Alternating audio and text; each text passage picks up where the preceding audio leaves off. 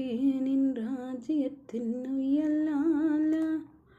வேண்டி நின்ற பைங்கிளிக்கு உயலாலா கையில் தந்தான் கல்யாண மாலை மையில் கொண்டேன் நான் இந்த வேளை நீ சிரிக்க பூ மணக்க தேன் கொடுக்க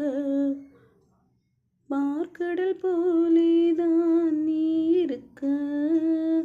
பாய்மரம் களம் போலே நான் மிதக்க ராத்திரி தூங்காமல் நான் தனிக்க